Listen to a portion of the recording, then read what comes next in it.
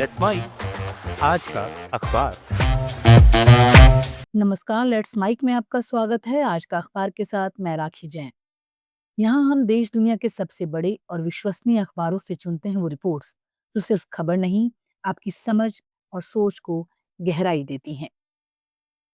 अल जजीरा में प्रकाशित लेख में अमेरिका की राजनीति और अर्थव्यवस्था से जुड़े एक अहम पहलू पर बात की गई है। सरकारी शटडाउन, यानी जब अमेरिकी संसद बजट पास करने में असफल हो जाती है और सरकार के कई कामकाज ठप पड़ जाते हैं। ताज़ा हालात ये हैं कि कांग्रेस बजट पर सहमति नहीं बना सकी और आधी रात से सरकार के गैर जरूरी कामकाज बंद कर दिए गए। डेमोक्रेट्स और रिपब्लिकन अपनी अपनी प्राथमिकताओं पर अड़े हैं। डेमोक्रेट्स चाहते हैं कि हेल्थ केयर और सामाजिक योजनाओं को बचाया जाए, जबकि रिपब्लिकन लगातार खर्च में कटौती की मांग कर रहे हैं। लेख बताता है कि 1976 से अब तक अमेरिका में 20 बार फंडिंग गैप पैदा हुआ, जिनमें से 10 बार असली शटडाउन हुआ। पहले ऐसे फंडिंग गैप के बावजूद सरकारी काम चलते रहते थे, लेकिन 1980 के बाद एक कानूनी राय ने साफ कर दिया कि बिना मंजूरी के खर्च नहीं किया जा सकता। तभी से शटडाउन आम हो गए।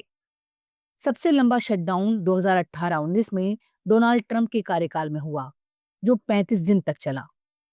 उस समय दीवार बनाने के लिए 5 अरब डॉलर की मांग को लेकर टकराव हुआ था। ऐसे शटडाउन का असर बहुत बड़ा होता है। लाखों सरकारी कर्मचारी बिना वेतन छुट्टी पर भेज दिए जाते हैं। राष्ट्रीय पार्क और म्यूजियम बंद हो जाते हैं। टैक्स से जुड़े काम रुक जाते हैं और सरकारी योजनाओं का प्रोसेस धीमा पड़ जाता है।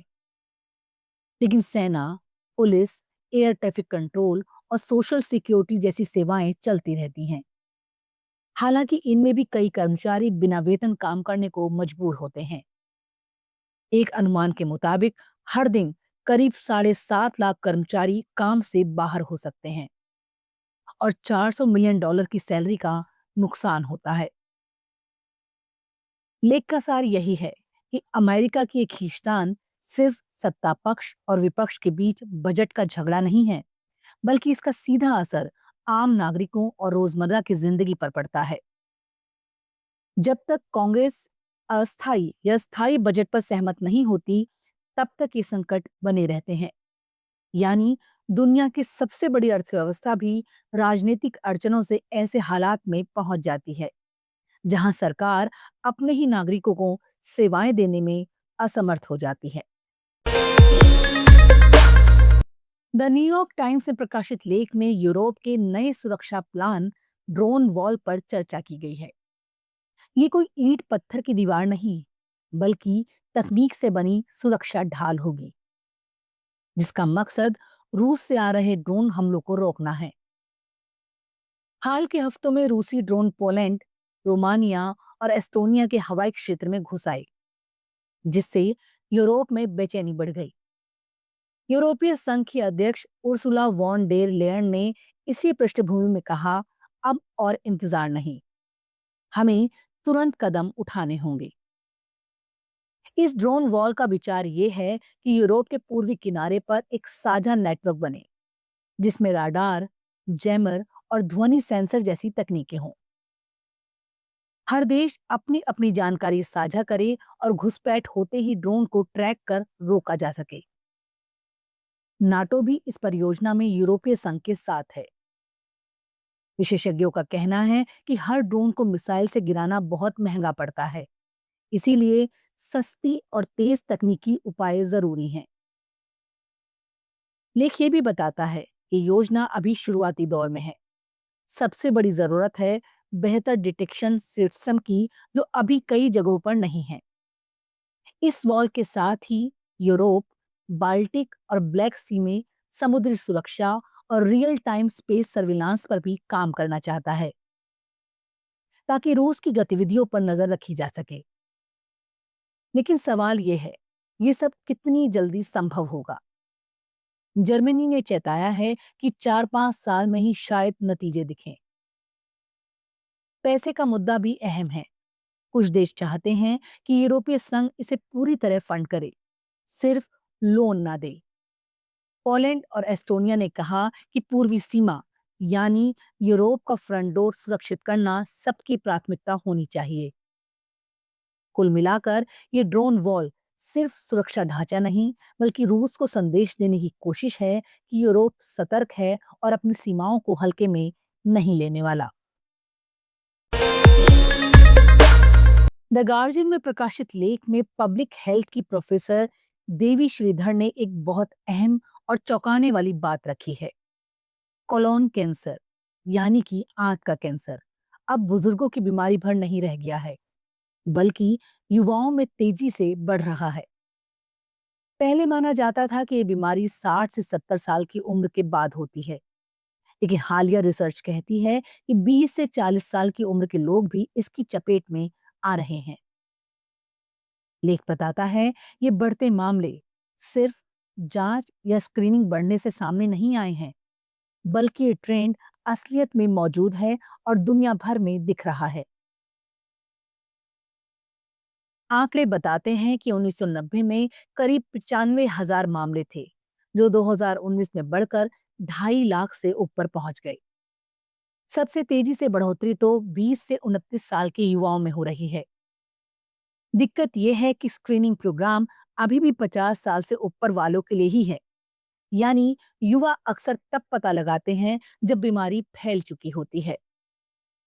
तो वजह क्या है? लेख कहता है ये आनुवांशिक नहीं है, क्योंकि ज्यादातर मरीजों के परिवार में पहले ऐसा इतिहास नहीं मिलता। वैज्ञानिक अब पर्यावरण और लाइफस्टाइल पर ध्यान दे रहे हैं, और सबसे बड़ा नाम सामने आ रहा है अल्ट्रा प्रोसेस्ड फूड्स, यानी वो पैकेट वाला खाना, ready to meat meals, cold drinks, processed meat और शुगर से भरे सीरियल। रिसर्च बताती है कि ऐसे खाने से आंतों का माइक्रोबायोम गड़बड़ाता है, शरीर में सूजन बनी रहती है और ट्यूमर बढ़ने का खतरा बढ़ जाता है। दिलचस्प बात यह है कि कैंसर सिर्फ मोटे लोगों में नहीं, बल्कि नॉर्मल वजन वाले लोगों में भी देखा जा रहा है। लेख का आखिरी संदेश सीधा है। जैसे 20वीं सदी में तंबाकू को कैंसर का सबसे बड़ा विलन माना गया, वैसे ही 21वीं सदी में अल्ट्रा प्रोसेस्ड फूड्स उसी जगह खड़े दिख रहे हैं। और इसका इलाज या दवा नहीं, बल्कि रोकथाम है, यानी खाना ही हमारी दवा है। लेखक का कहना है, अगर एक बात याद रखनी है तो वो ये है कि दही ज्यादा खाइए और पैकेट वाला खाना कम। द वायर में प्रकाशित लेख में बिहार की मतदाता सूची को लेकर चुनाव आयोग की बड़ी कवायद पर सवाल उठाए गए हैं। मामला विशेष गहन पुनरीक्षण यानी SIR प्रक्रिया का है, जिसके तहत 3 महीने तक मतदाताओं की गिनती, दस्तावेजों की जांच और नामों की छटनी चली। नतीजा ये हुआ कि राज्य में कुल मतदाता 47 लाख कम हो गए, यानी करीब 6% की गिरावट। लेकिन सबसे बड़ा सवाल ये है कि आखिर इतने नाम क्यों हटाए गए? आयोग ने आंकड़े तो दिए, लेकिन स्पष्ट कारण नहीं बताए। लेख बताता है कि आयोग ने कहा 68 लाख लोगों के नाम हटे और 51,50,000 नए जुड़े। ड्राफ्ट सूची में जिन 65 लाख नामों को हटाया गया था, वहां ये बताया गया कि 22 लाख लोग मर चुके हैं, 36 लाख कहीं और शिफ्ट हो गए हैं और 7 लाख के नाम दो जगह दर्ज थे। लेकिन जब अंतिम सूची आई, तब 3,66,000 नाम अचानक और कम हो गए। सवाल ये है कि जो लोग पहले योग्य माने गए थे, वो 2 महीने में अयोग्य कैसे हो गए? आयोग ने ये साफ नहीं किया। लेख का सार यही है कि आयोग ने भारी भरकम कवायद तो पूरी कर ली, लेकिन 5 बड़े सवालों का जवाब अभी भी अधूरा है। 47 लाख नाम क्यों हटाए गए? ड्राफ्ट सूची से 3,66,000 और क्यों हटे? कितने लोग दस्तावेज ना होने की वजह से बाहर हुए?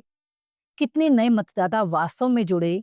और सबसे बड़ा सवाल, कितने अवैध प्रवासी पाए गए?